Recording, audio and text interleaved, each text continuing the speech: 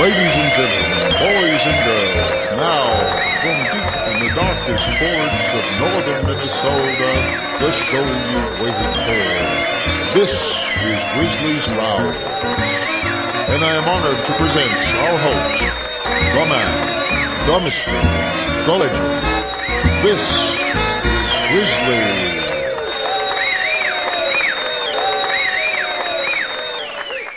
Hello again. It is now, let's see, just before midnight, Tuesday, January 24, 2017. And I am David Grizzly Smith. Grizzly's not my real middle name. I've been thinking about changing it legally, though. I'm at a kind of a low ebb in confidence, and I'm not sure what to do next. Had some interest in a couple of projects I've done recently, but not all that much. I mean, interest by other people. I've been interested enough in them, but doesn't seem like all that many people have been very enthused about them. And with the situation in the world these latter days, I haven't been, I'm not sure that much of what I recorded is really on point anymore. But because I want to have something in the feed for you all to listen to, I'm going to revive a book that I recorded a few years back. Starting in 2012, took me until middle of 2014 to finally finish the book. But now I've got it all together, and I think it's on point for right now. It's my recordings of John Stuart Mill's On Liberty. Actually, I don't think it was really my most popular book on audiobooks. I'm going to use the audiobooks recordings I've got on file because they're already there. By the way, I also wanted to mention that I do realize that first chapter was recorded really, really, really quickly. Boy, was I talking fast. And someday I might go back and redo that. Probably not, but someday I will tell myself that someday I might go back and re-record that so it's not so gosh darn fast. Okay? I think when you listen to it, you'll kind of get why I wanted to put these back up again, because they are kind of on point for right now. The apparent intent of the current government to suppress views they don't agree with and stop pretty much everybody as far as they can manage it from saying anything in opposition to what they want believed. And in fact, their willingness to just say anything and insist that it be believed even though it's not true and that they know it's not true. But On Liberty is perhaps kind of dangerous for the current time too, because it also says that society shouldn't suppress views that they don't approve of. And quite frankly, the society I live in doesn't approve of the current administration and their views. So it's a discussion that should be had right now anyway. And as I said, I wanted to put something out there that was meaningful, and I haven't really found something new that I want to record yet. So, that will also buy me some time to find something else I actually want to do. Right now, the world has just gotten me beat up and exhausted and confused about what I want to do and what I don't want to do, and whether any of it was even worth the time. So, without further ado, I'm going to start putting up John Stuart Mill On Liberty. And we'll talk later. See how I feel about it down the road. Episode 1.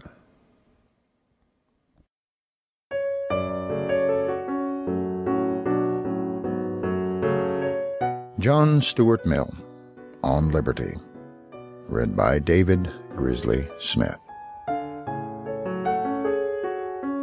Chapter 1. Introductory.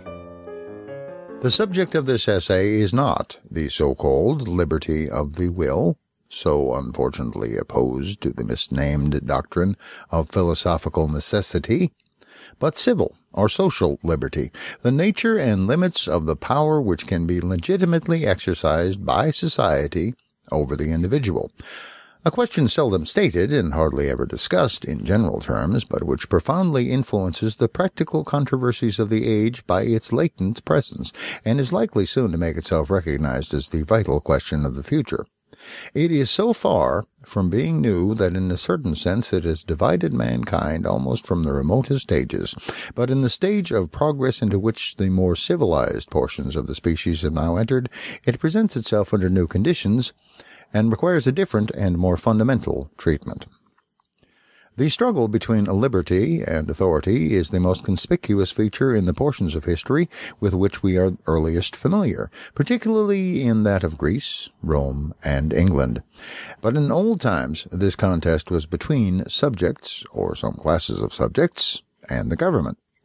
By liberty was meant protection against the tyranny of political rulers. The rulers were conceived, except in some of the popular governments of Greece, as in a necessarily antagonistic position to the people whom they ruled. They consisted of a governing one or a governing tribe or caste who derived their authority from inheritance or conquest, who, at all events, did not hold it at the pleasure of the governed, and whose supremacy men did not venture, perhaps did not desire, to contest, whatever precautions might be taken against its oppressive exercise. Their power was regarded as necessary, but also as highly dangerous, as a weapon which they would attempt to use against their subjects no less than against external enemies. To prevent the weaker members of the community from being preyed upon by innumerable vultures, it was needful that there should be an animal of prey stronger than the rest, commissioned to keep them down. But as the king of the vultures would be no less bent upon preying on the flock than any of the minor harpies, it was indispensable to be in a perpetual attitude of defense against his beak and claws. The aim, therefore, of patriots was to set limits to the power which the ruler could be suffered to exercise over the community, and this limitation was what they meant by liberty. It was attempted in two ways. First, by obtaining a recognition of certain immunities called political liberties or rights, which it was to be regarded as a breach of duty in the ruler to infringe, and which, if he did infringe, specific resistance or general rebellion was held to be justifiable. A second, and generally a later, expedient was the establishment of constitutional checks, by which the consent of the community, or body of some sort, supposed to represent its interests, was made a necessary condition to some of the more important acts of the governing power. To the first of these modes of limitation, the ruling power in most European countries was compelled, more or less, to submit. It was not so with the second, and to attain this, or when already in some degree possessed, to attain it more completely, became everywhere the principal object of the lovers of liberty.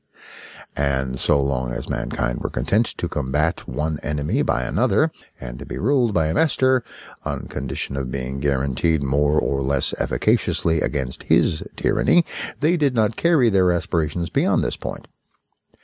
A time, however, came in the progress of human affairs when men ceased to think it a necessity of nature that their governors should be an independent power, opposed in interest to themselves. It appeared to them much better that the various magistrates of the state should be their tenants or delegates, revocable at their pleasure. In that way alone, it seemed, could they have complete security that the powers of government would never be abused to their disadvantage. By degree, this new demand for elective and temporary rulers became the prominent object of the exertions of the popular party, wherever any such party existed, and superseded to a considerable extent the previous efforts to limit the power of rulers. As the struggle proceeded for making the ruling power emanate from the periodical choice of the ruled, some persons began to think that too much importance had been attached to the limitation of the power itself, that it might seem, was a resource against rulers whose interests were habitually opposed to those of the people. What was now wanted was that the rulers should be identified with the people, that their interest and will should be the interest and will of the nation. The nation did not need to be protected against its own will. There was no fear of it tyrannizing over itself. Let the rulers be effectually responsible to it, promptly removable by it, and it could afford to trust them with power of which it could itself dictate the use to be made. Their power was but the nation's own power, concentrated, and in a form convenient for exercise. This mode of thought, or rather perhaps of feeling, was common among the last generation of European liberalism, in the continental section of which it still apparently predominates. Those who admit any limit to what a government may do, except in the case of such governments as they think ought not to exist, stand out as brilliant exceptions among the political thinkers of the continent. A similar tone of sentiment might by this time have been prevalent in our own country, if the circumstances which for a time encouraged it had continued unaltered. But in political and philosophical theories, as well as in persons, success discloses faults and infirmities which failure might have concealed from observation. The notion that people have no need to limit their power over themselves might seem axiomatic, when popular government was a thing only dreamed about, or read of as having existed at some distant period of the past. Neither was that notion necessarily disturbed by such temporary aberrations as those of the French Revolution, the worst of which were the work of a usurping few, and which in any case belonged not to the permanent working of popular institutions, but to a sudden and convulsive outbreak against monarchical and aristocratic despotism. In time, however, a democratic republic came to occupy a large portion of the earth's surface, and made itself felt as one of the most powerful members of the community of nations, and elective and responsible government became subject to the observations and criticisms which weighed upon a great existing fact. It was now perceived that such phrases as self-government and the power of the people over themselves do not express the true state of the case. The people who exercise the power are not always the same people with those over whom it is exercised, and the self-government spoken of is not the government of each by himself, but of each by all the rest. The will of the people, moreover, practically means the will of the most numerous or most active part of the people, the majority, or those who succeed in making themselves accepted as the majority. The people, consequently, may desire to oppress a part of their number, and precautions are as much needed against this as against any other abuse of power. The limitation, therefore, of the power of government over individuals loses none of its importance when the holders of power are regularly accountable to the community, that is, to the strongest party therein. This view of things, recommending itself equally to the intelligence of thinkers and to the inclination of those important classes in European society to whose real or supposed interests democracy is adverse, has had no difficulty in establishing itself. And in political speculations, the tyranny of the majority is now generally included among the evils against which society requires to be on its guard.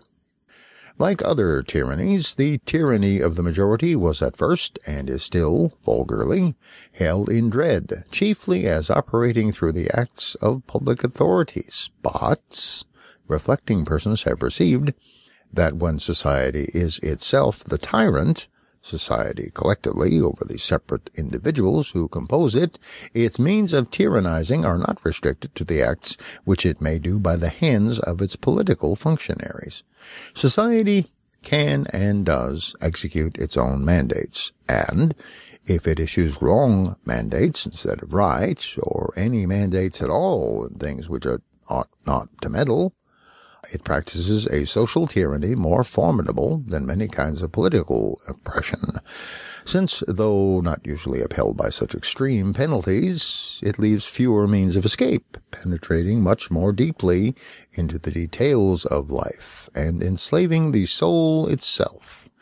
Protection, therefore, against the tyranny of the magistrate is not enough. There needs protection also against the tyranny of the prevailing opinion and feeling, against the tendency of society to impose, by other means than civil penalties, its own ideas and practices as rules of conduct on those who dissent from them, to fetter the development and, if possible, prevent the formation of any individuality not in harmony with its ways, and compel all characters to fashion themselves upon the model of its own.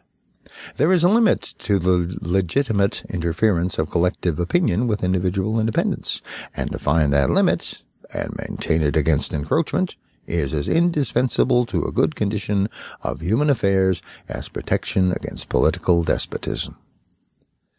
But though this proposition is not likely to be contested in general terms, the practical question, where to place the limit, how to make the fitting adjustment between individual independence and social control, is a subject on which nearly everything remains to be done.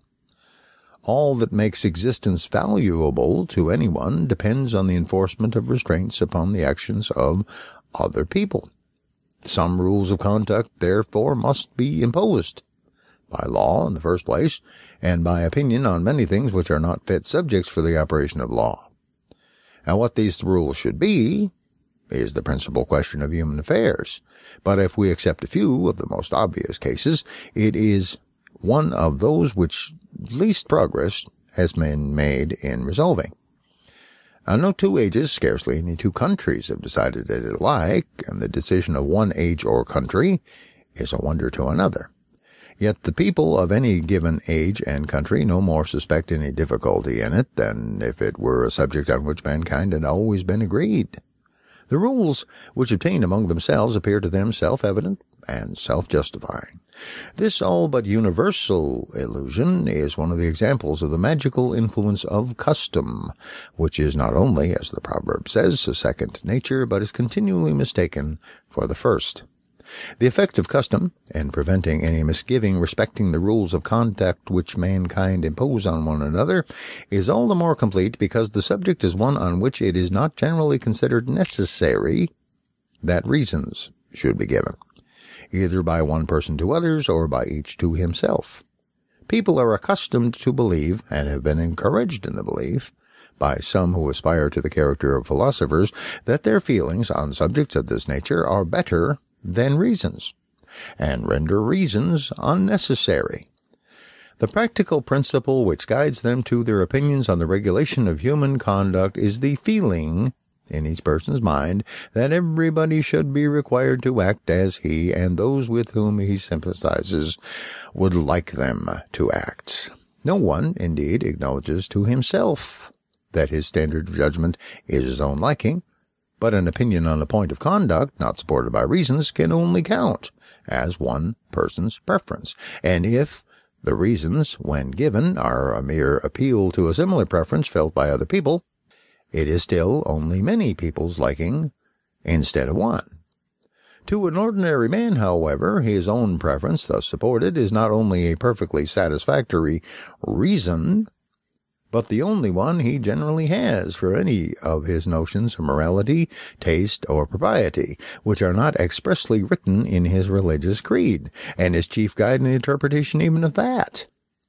Men's opinions, accordingly, on what is laudable or blamable, are affected by all the multifarious causes which influence their wishes in regard to the conduct of others, and which are as numerous as those which determine their wishes on any other subject. Sometimes their reason, at other times their prejudices or superstitions, often their social affectations, not seldom their antisocial ones, their envy or jealousy, their arrogance or contemptuousness, but most commonly their desires or fears for themselves, their legitimate or illegitimate self-interest. Wherever there is an ascendant class, a large portion of the morality of the country emanates from its class interests and its feelings of class superiority.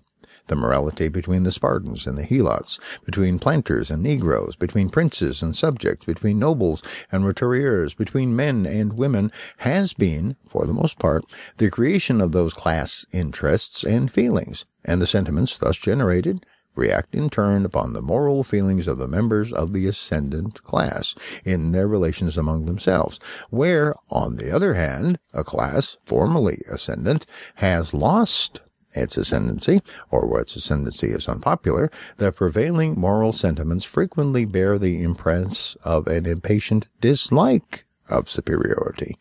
Another grand determining principle of the rules of conduct, both in act and forbearance, which have been enforced by law or opinion, has been the servility of mankind towards the supposed preferences or aversions of their temporal masters or of their gods. This servility, though essentially selfish, is not hypocrisy. It gives rise to perfectly genuine sentiments of abhorrence. It made men burn magicians and heretics. Among so many baser influences, the general and obvious interests of society have, of course, had a share, and a large one, in the direction of the moral sentiments, less, however, as a matter of reason, and on their own account, than as a consequence of the sympathies and antipathies which grew out of them, and sympathies and antipathies which had little or nothing to do with the interests of society, have made themselves felt in the establishment of moralities with quite as great force. The likings and dislikings of society, or some powerful portion of it, are thus the main thing which has practically determined the rules laid down for general observance under the penalties of law or opinion. And in general, those who have been in advance of society in thought and feeling have left this condition of things unassailed in principle, however they may have come into conflict with it in some of its details. They have occupied themselves rather in inquiring what things society ought to like or dislike than in questioning whether its likings or dislikings should be a law to individuals.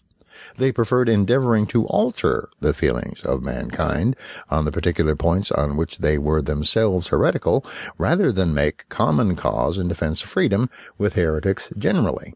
And the only case in which the higher ground has been taken on principle and maintained with consistency by any but an individual here and there, is that of religious belief, a case instructive in many ways, and not least so as forming a most striking instance of the fallibility of what is called the moral sense.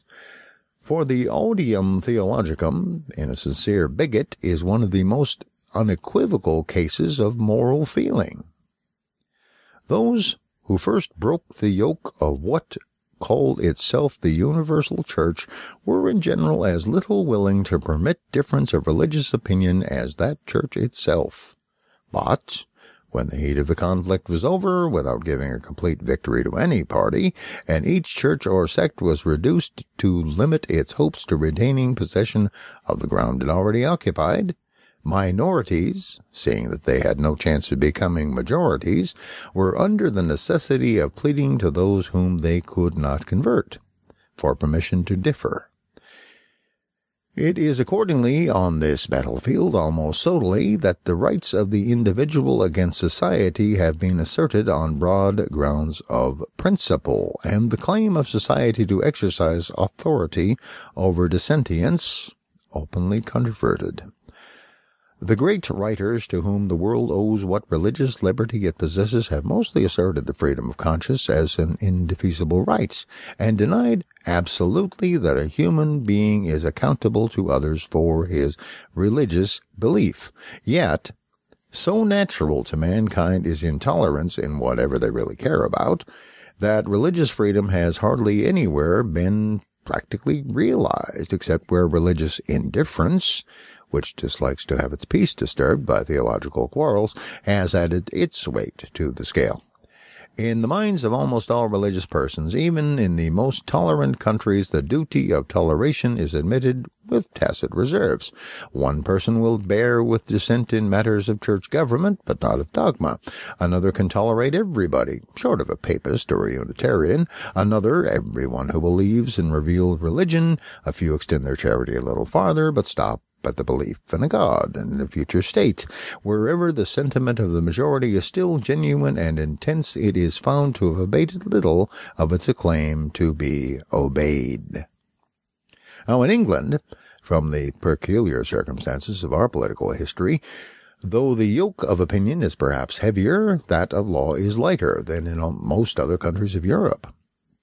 And there is considerable jealousy of direct interference by the legislative or executive power with private conduct, not so much from any just regard for the independence of the individual as from the still subsisting habit of looking on the government as representing the opposite interest to the public. The majority have not yet learnt to feel the power of the government their power, or its opinions their opinions. When they do so, individual liberty will probably be as much exposed to invasion from the government as it already is from public opinion. But as yet, there is considerable amount of feeling ready to be called forth against any attempt of the law to control individuals in things in which they have not hitherto been accustomed to be controlled by it. And this with very little discrimination as to whether the matter is or is not within the legitimate sphere of legal control, insomuch that the feeling, highly salutary on the whole, is perhaps quite as often misplaced as well-grounded in the particular instances of its application. There is, in fact, no recognized principle by which the propriety or impropriety of government interference is customarily tested. People decide according to their personal preferences. Some, whenever they see any good to be done or evil to be remedied, would willingly instigate the government to undertake the business, while others prefer to bear almost any amount of social evil rather than add one to the departments of human interests amenable to governmental control. And men range themselves on one side or the other side in any particular case according to this general direction of their sentiments, or according to the degree of interest which they feel in the particular thing which is proposed that the government should do, or according to the belief they entertain the government would or would not do it in the manner that they prefer, but very rarely on account of any opinion to which they consistently adhere as to what things are fit to be done by a government. And it seems to me that in consequence of this absence of rule or principle, one side is at present as often wrong as the other. The interference of government is, with about equal frequency, improperly invoked and improperly condemned. The object of this essay is to assert one very simple principle as entitled to govern absolutely the dealings of society with the individual in the way of compulsion and control, whether the means used be physical force in the form of legal penalties or moral coercion of public opinion. That principle is that the sole end for which mankind are warranted individually or collectively in interfering with the liberty of action of any of their number is self-protection, that the only purpose for which power can rightfully be exercised over any member of a civilized community against his will is to prevent harm to others.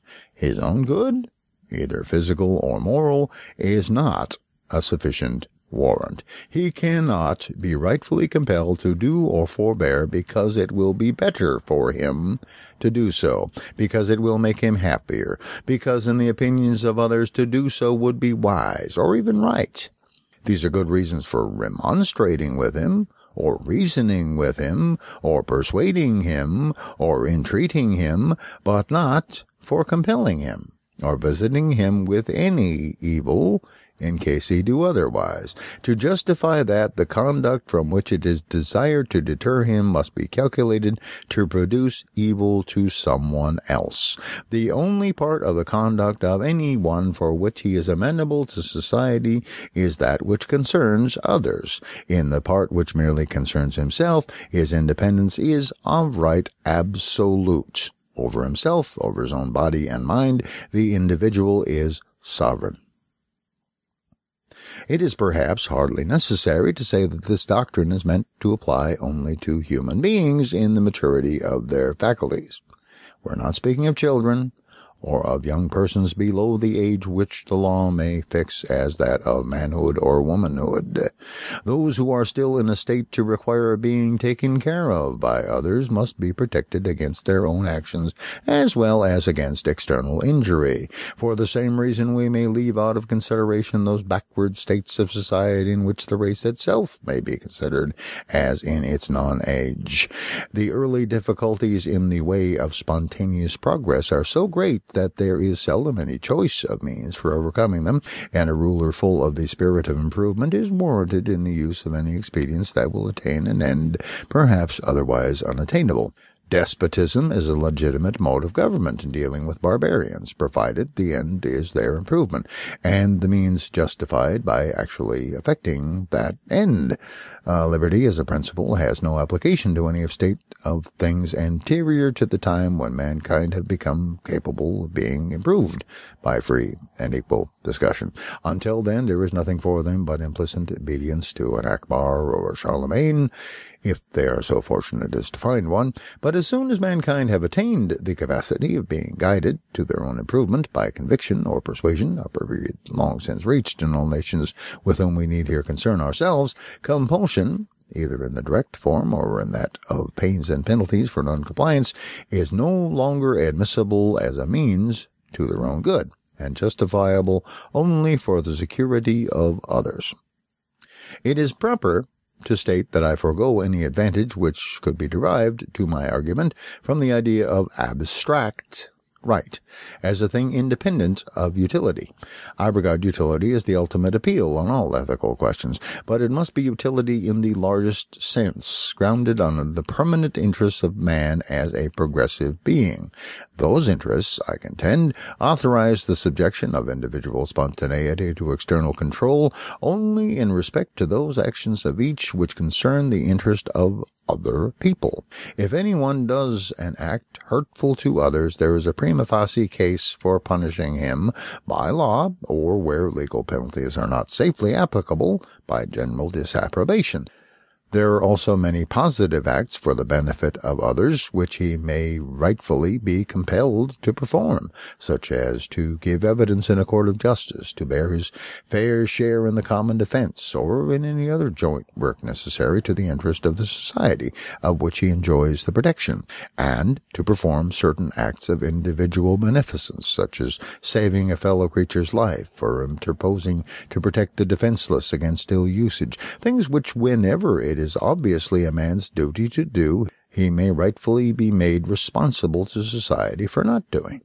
A person may cause evil to others not only by his actions but by his inaction, and in either case he is justly accountable to them for the injury. Now, the latter case, it is true, requires a much more cautious exercise of compulsion than the former. To make anyone answerable for doing evil to others is the rule. To making answerable for not preventing evil is, comparatively speaking, the exception. Yet there are many cases clear enough and grave enough to justify that exception. In all things which regard the external relations of the individual, he is de jure amenable to those whose interests are concerned, and if need be, to society as their protector.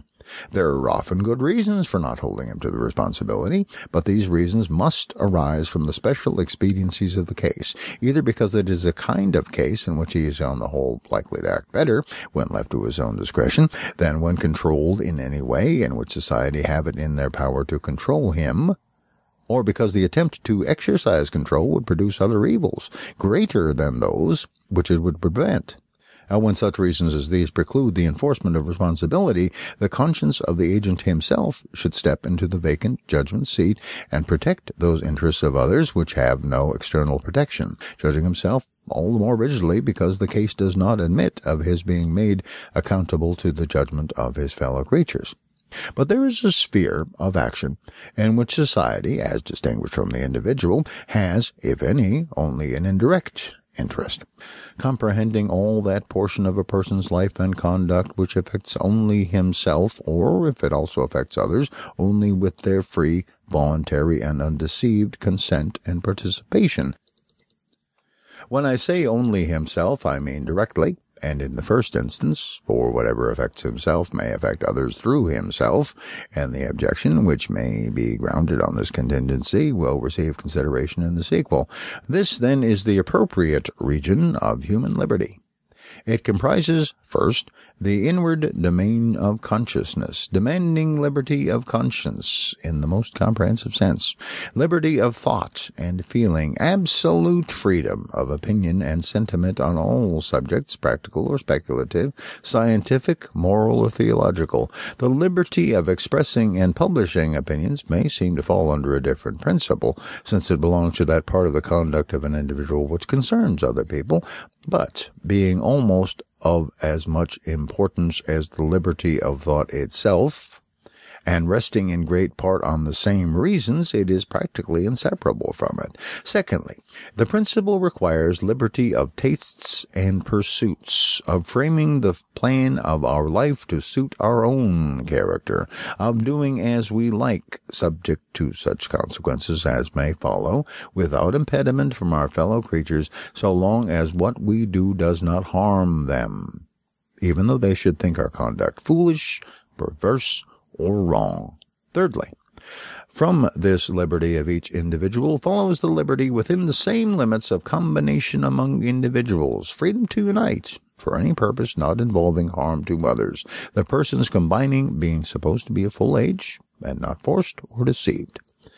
Now, no society in which these liberties are not, on the whole, respected is free, whatever may be its form of government, and none is completely free in which they do not exist absolute and unqualified. The only freedom which deserves the name is that of pursuing our own good in our own way, so long as we do not attempt to deprive others of theirs or impede their efforts to obtain it.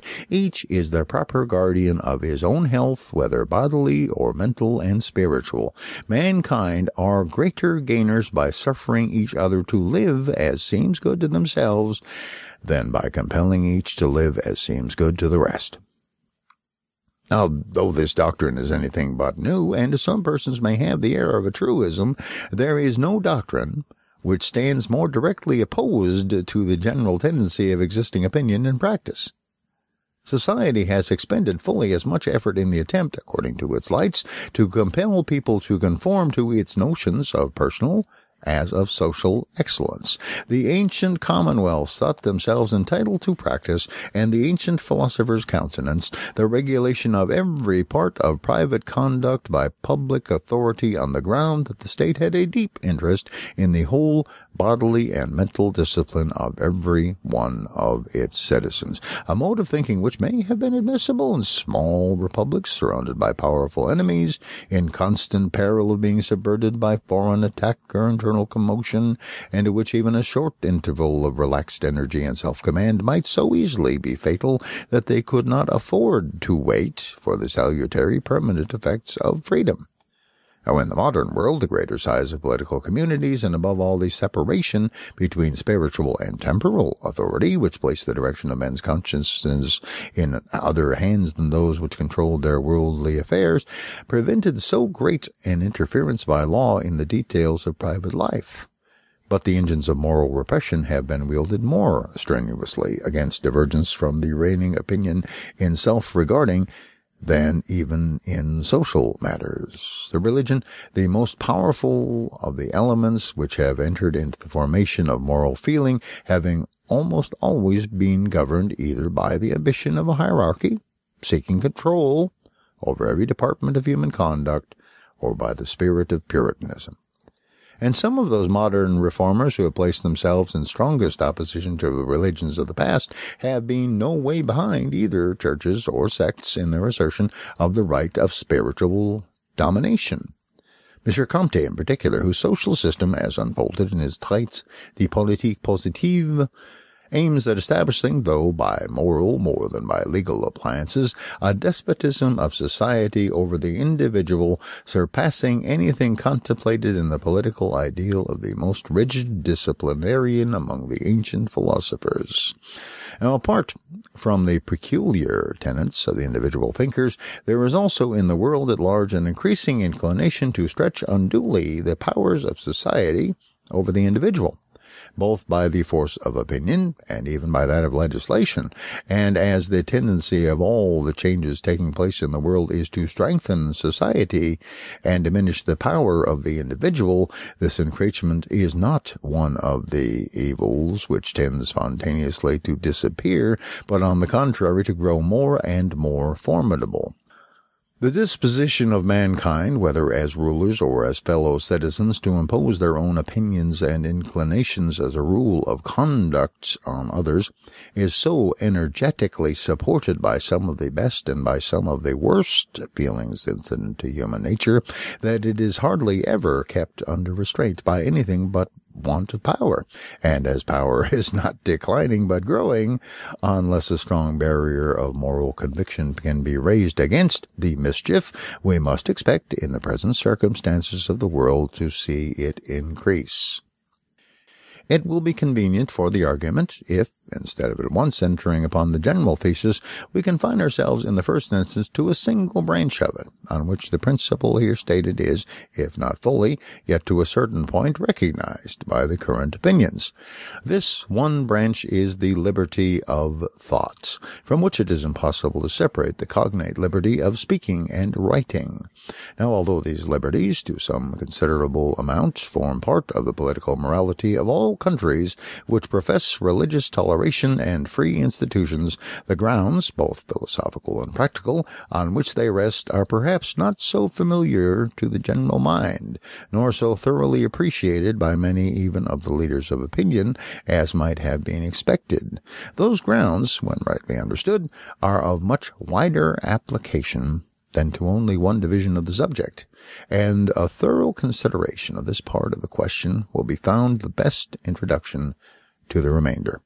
Those to whom nothing which I am about to say will be new may therefore, I hope, excuse me, if on a subject which for now 3 centuries has been so often discussed, I venture one discussion more.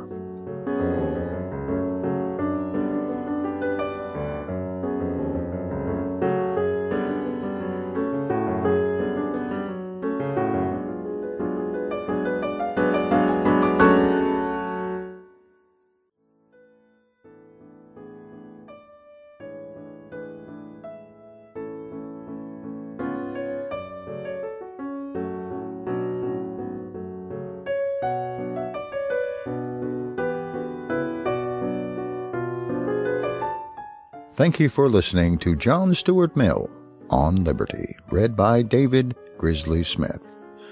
Background music for the intro and outro is Tchaikovsky's Opus 40, recorded by Kevin MacLeod of Incompetech.com. This recording is released under Creative Commons Attribution Non-Commercial No Derivatives 3.0 license. Thank you.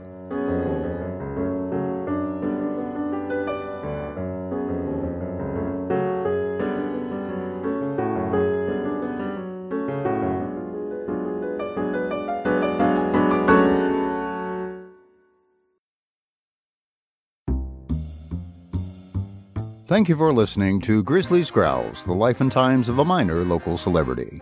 If you like the show, tell your friends. If you don't like the show, tell your enemies. If this podcast lasts more than 4 hours, see your doctor. Theme music is Hot Swing from Kevin MacLeod at Incompetech.com. Subscribe to the podcast on iTunes or at feeds.feedburner.com/grizzliesgrowls. Comment at grizzly.libsyn.com or by voicemail at the comment line 218-234-CALL. That's 218-234-2255. These shows are released under Creative Commons Attribution Non-Commercial No Derivatives 3.0 license. Your mileage may vary.